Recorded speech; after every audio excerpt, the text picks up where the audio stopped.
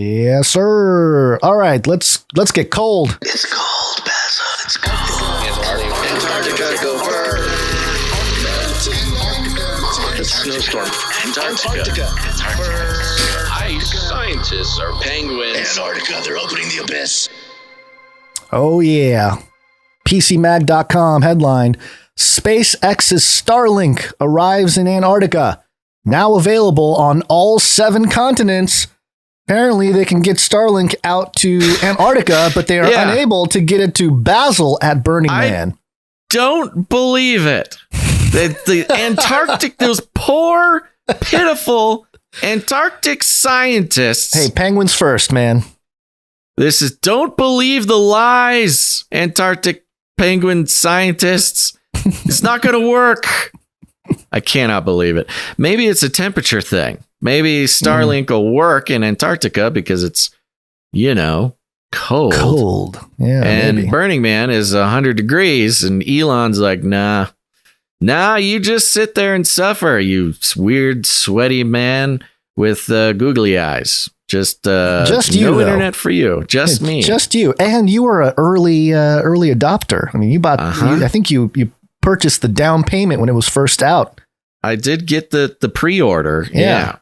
And forgot about it promptly. And 3 years later, a strange box was on my doorstep. A strange cube with Elon. Strange cube. Elon cube.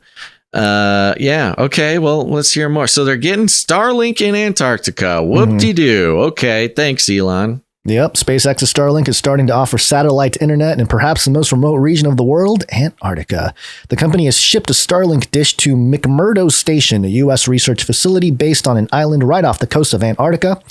In a tweet on Wednesday, the National Science Foundation said the scientists with the U.S. Antarctic program have been testing out the dish at the site to supply increased internet bandwidth. In response to the official SpaceX account tweet, quote, Starlink is now on all 7 continents. The Starlink dish promises to offer faster internet speeds to McMurdo Station, which previously relied on satellite internet from other providers.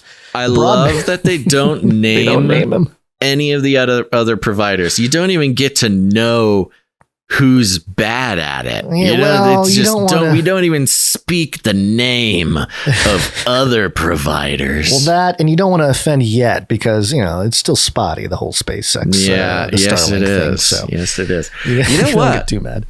This is interesting. If, now we're going to wait until he gets a few more satellites up.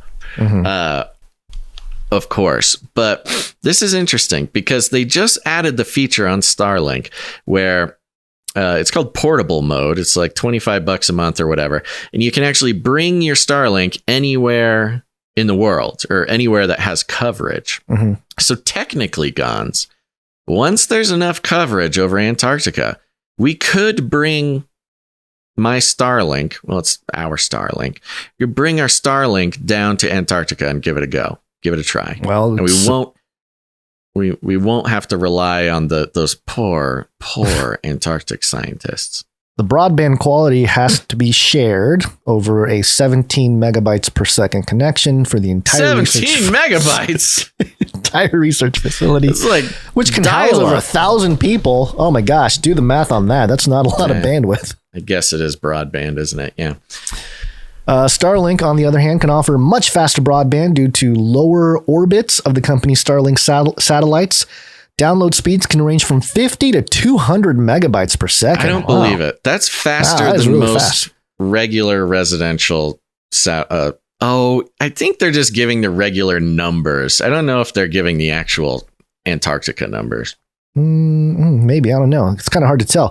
Download speeds can range from 50 to 200 megabytes per second for residential users and 100 to 300 megabytes per second for business customers through a high-performance dish, which can also withstand extreme temperatures. To serve users, a high-performance dish. Yeah, you can get the good stuff. To serve users in Antarctica, SpaceX has been launching batches of Starlink satellites to orbit the Earth's polar regions in an effort to beam high-speed broadband to users below, including in Alaska and northern Canada. Normally, Starlink satellites fetch the internet data by relying on ground stations on the planet's surface. But last year, SpaceX began outfitting new satellites with laser links, which can allow them to send and receive data with each other across space. This can allow the same satellite to beam broadband without relying on a ground station below. Quote, in such a remote location like Antarctica, this capability is enabled by Starlink's Space Laser Network. Space lasers? MTG was right. She was right all along. How dare you make fun of the space lasers? That's hilarious. Yeah. We reached out to the National Science Foundation for more information on the Starlink test, and we'll update the story if we hear back. Good luck there, PC Mag. Yeah, good luck. There you go. I think that this fits directly into our theories about Antarctica because, if you're going to be trying to woo, rich white tourists down to Antarctica, they're going to want internet. They have to. How are you going to post your Instagram? Exactly. What is the point and stuff of a luxury Antarctica vacation to show you're so woke and to show you support everything you're supposed to support if you can't post on TikTok about it? I think this might actually be the missing link, the last brick in the wall that is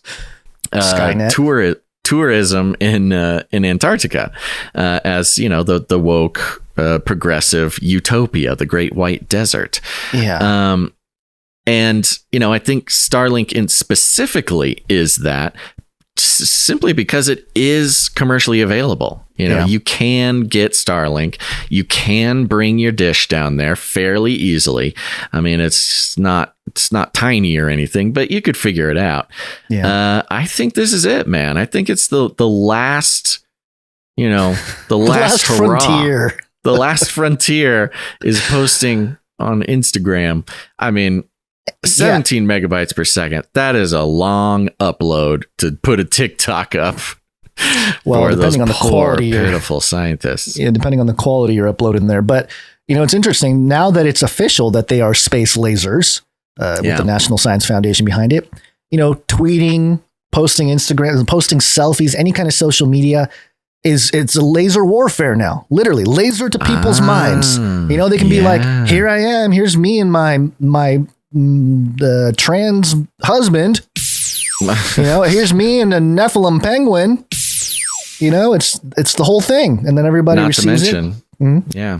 Not to mention, actual warfare, laser warfare, because Elon, sent a bunch of Starlink over to Ukraine.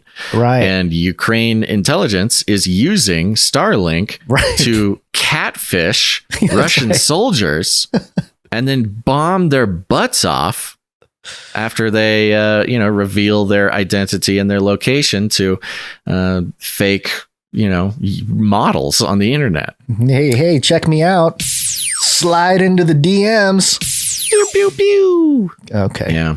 It's all about lasers, man. Yeah. All right. Well, there you go. It's all coming together. I mean, it's definitely all it's funny because it's not the most exciting or conspiratorial Antarctica update, but it really does put a nice little bow on the whole theory. Well, it's like the glue, you got to have the glue to tie stuff together. The story like this feels like the glue, really bringing all kinds of things together. But I agree. Yeah. All right.